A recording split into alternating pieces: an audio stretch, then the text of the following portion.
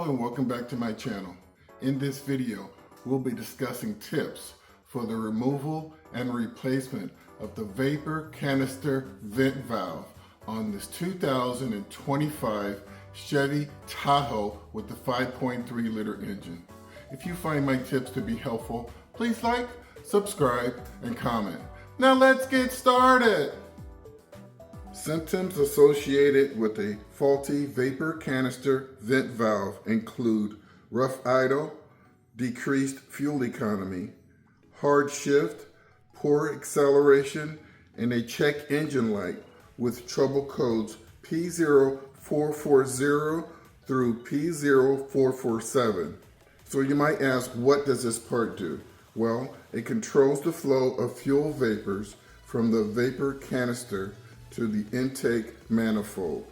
So let's move forward with the removal and replacement of the valve. Prior to disconnecting the two hose clamp connections on the air housing, you must remove or disconnect this hose connection on the rear side of the air housing. In order to remove the valve, you're going to have to move this air housing out of the way, okay? So there's a screw for this clamp right there, and there's also another screw and clamp right behind this housing. And if you look at your screen, there's a screenshot.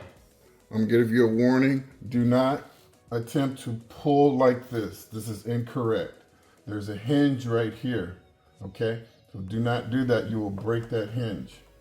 So push this back like that, and then pull back only this side. Once that clamp is loose, and then you can simply lift it up and out of the way.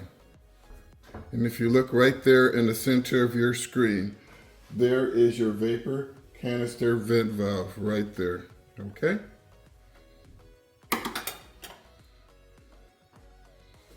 Loosen up the 10mm bolt that's located along the lower edge of the valve.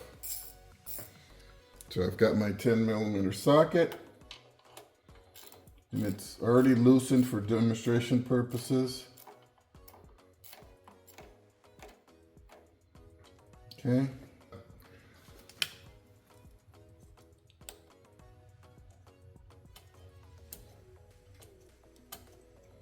Loosening up the rest of the way by hand. There you go. Don't drop that washer. And so now what you're going to do is just pull that whole thing off of the mount, just like that. Okay? Now that you have it off of the mount, you can access these two connections. And I'm going to go ahead and access this hose connection first. Okay? So what you want to do is press in on the front side of this connector. So while pressing it in, you're going to push it towards the valve and pull it away. Just like that, okay? And if it makes it easier, you might want to disconnect this connector right here, so to make sure that you don't damage these wires, okay? And now we have access to the electrical connector. So this is the lock. I unlocked it by moving it to the out position. Then I'm going to squeeze in, and once again squeeze, push towards the valve and pull it away. And there you have it. That is your vapor canister vent valve. And so I like to inspect it from top to bottom. And so starting right here at the electrical connector, you'll see that there are two pins in there. They look nice and straight. Right here you see a hose bib. There are no cracks here. This device is under a lot of pressure, so you wouldn't want to see any cracks here. Okay, moving along, right along this connection right here where the color changes, there's no cracks. Okay, this is just the mounting flange right here, looks good. And also you want to check the condition of this O-ring. Okay, that's very critical. Okay, and it looks great. So There are two kinds of leaks associated with this vent valve. You have the small leak, and a small leak may or may not throw a code. Okay, it just depends on how often you're filling up your tank, really. And with this vehicle, it uses quite a lot of fuel, so you're filling up quite often. So the small leak may show up early or it may not.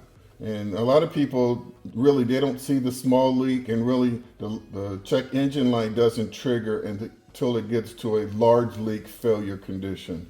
But I just wanted to go over the small leak. So if you're kind of getting an intermittent light, say every time you top the engine off, that's when you're going to see the light trigger on, because that's when you have the most fuel in the tank, and the vapors that are in there are compressed into a very small area, and they're putting a lot of pressure on the back end of this valve.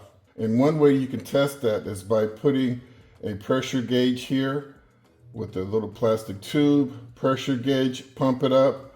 And if the pressure drops slowly, say over 5 minutes, that tells you that there is a very small leak.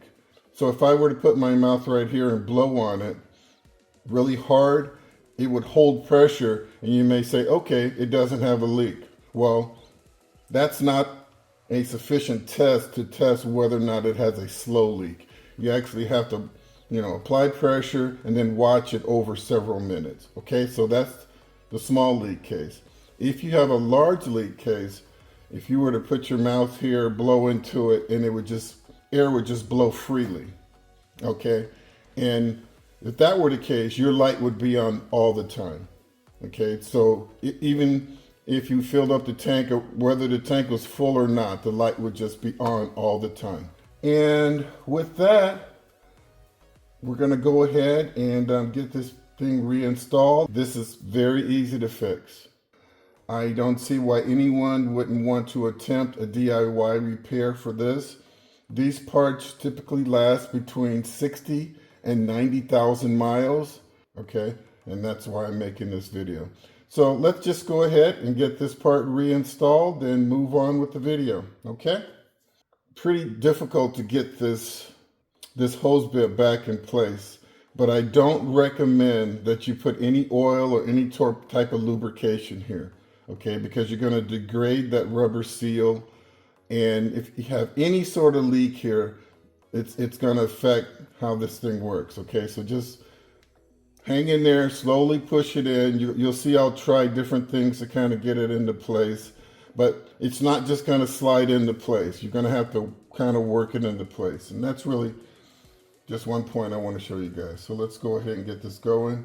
So in reverse order, you want to connect this electrical connector first, because you're not going to be able to get to it once it's down in there. Okay, so you can see that the valve mounts like this, and there's that screw hole location right there. So like that, you heard the click. That's exactly what you want. And so now what I'm going to do is go ahead and connect this hose that goes back towards the firewall. All right, hope you guys can see that. And so just like that, and I'm just going to squeeze and listen for the click. Okay, well, it didn't click that loudly, but you always want to pull it back and forth. And you can see the green kind of shifting right there, and you'll know that you have a proper seal. Okay, after that, kind of push it down in place, and now we're going to try to fit it into that hole. And so, see, actually it went in pretty easy that time, but you see all I did was just kind of work it back and forth, and it dropped right in. Next, what you want to do is align up this hole right here with the mounting screw. Okay. Now I have my screw. Make sure you have the washer attached. This is a 10mm screw. So I'm right-handed. So Kind of get it started with a few turns. Shake. Make sure it's in place. Okay, I can't really turn it anymore. I'm feeling confident that it's not going to drop out. And so now I'm just going to start tightening it up with my 10mm socket and small ratchet. I'm really only putting maybe 2 or 3 pound-feet of pressure to keep this going. And actually it's getting easier now that it's getting close to being completely tight. Okay, so that's about 90% tight. So what you want to do is wiggle it. Make sure that O-ring is in place. Push it in place because you never want to use the screw to pull the O-ring in place. Okay, that's a big no-no. Okay. Now I'm going to go in, rest 10%. There you go. And maybe about 5 pound-feet of pressure. Okay, give it a wiggle. That's fine. This connection's fine. We know the electrical connection's fine. We're just about done. Next thing we have to do is reinstall this housing. And so now you can see the screw for this clamp is right here. And of course the other screw goes right here.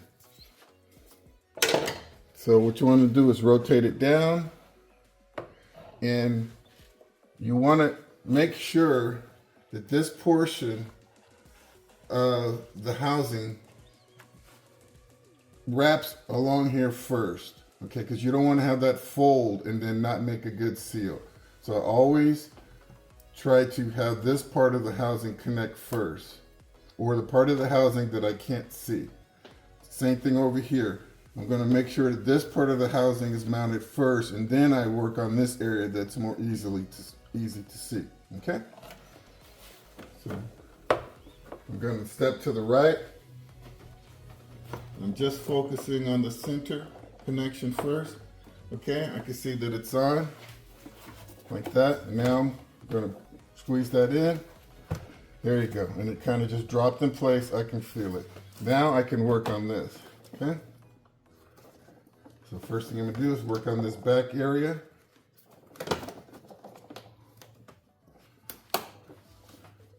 And basically just like that. I have more work to do on this vehicle, but I just want to show you guys how to do it. I'm not going to completely tighten it down. Go ahead and tighten this down here. Tighten that down there snug. Recheck. And we're done. I hope you found my tips to be helpful. Please like and subscribe. And until next time, drive defensively.